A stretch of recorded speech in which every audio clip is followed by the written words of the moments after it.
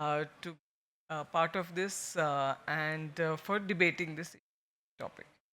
So, NAFLD in type 2 diabetes, we've heard the previous speakers on how important it is that every person with type 2 diabetes should be screened for NAFLD because although it spans the whole continuum, but simple steatosis slowly progresses, and before we know it, there is liver cell mortality that is occurring.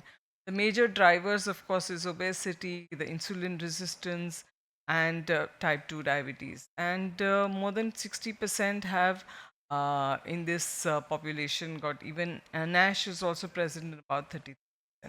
As I said, it is a progressive disease. And we are not so much worried about the progress of the liver, the steatosis and all. But what about the cardiovascular disease? Because most people finally do, that does also impact them. So we need to take control of this. By taking control of this, the only way we will know is if we measure something. And people living in India, like I said, the incidence is just mounting, and there are almost half of the people with diabetes who have NAFLD.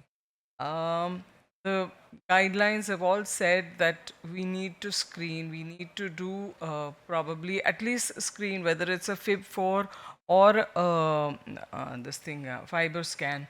But the thing is that it needs to be done. That is what is very important.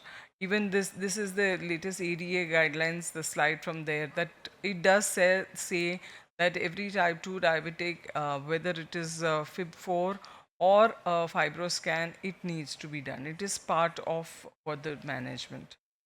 So now coming to the role of FibroScan.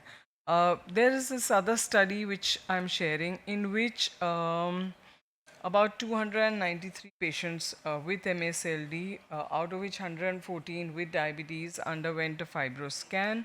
And as per the guidelines, it also showed that FIB4 underestimates fibrosis. There was an elevated liver stiffness, about 54.4% in people with diabetes, and critically about 35.4% of the patients with diabetes with a low FIB4 still had fibroscan stiffness. So the take home message is that in people with type 2 diabetes, the metabolic dysfunction associated steato liver disease, the FIB4 does miss a substantial portion of fibrosis. So therefore, it is recommended that a direct fibroscan referral for people with diabetes is what is important. So we need to screen. All the guidelines have said that, right, whether it's the Asia Pacific or the American Diabetic Association for Liver Diseases or the European Association or even the American Diabetic Association, everybody says that we need to screen people with type 2 diabetes for fatty liver or NASLD, NAFLD, MASLD, whatever you say. But that's what they mostly reinforce screening for the fibrosis and the steatosis in all people with type 2 diabetes.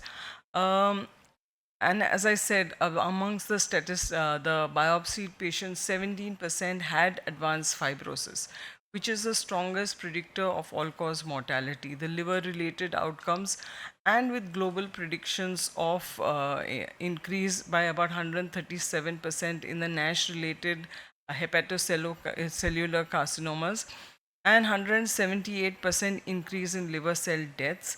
The take home message is very clear that type 2 diabetes transforms NAFLD into a rapidly progressive, life limiting systemic disease, making early fibrosis detection very critical. And that's why FibroScan is what matters now. The gap is that a lot of times the liver enzymes are normal, and therefore, since FIB4 is a calculated value, it comes a little bit lower. Another thing is in our system is when you ask a person to do an LFT, They may not do it immediately because they're scared of having a blood test. Just give me a minute. So they are scared to have it done. But when you tell them to do a non-invasive test, they immediately do agree. It can be done in a few minutes. You immediately measure the stiffness. The CAP score is there. It's non-invasive. It takes 5 to 10 minutes in the OPD, and immediately you can do the risk stratification. So therefore, the FibroScan transform the silent risk into an actionable care. So immediately you can decide what needs to be done, and the treatment can be started, like how Dr. Basu did speak.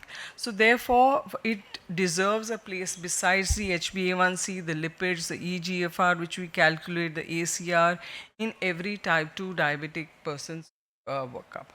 So what I conclude is that in 2026, all people with diabetes should undergo a routine liver elastomography or a FibroScan at least once to screen for MASLD. This will detect fatty liver early, it will halt the progress of NAFLD, and some apt actions can be taken.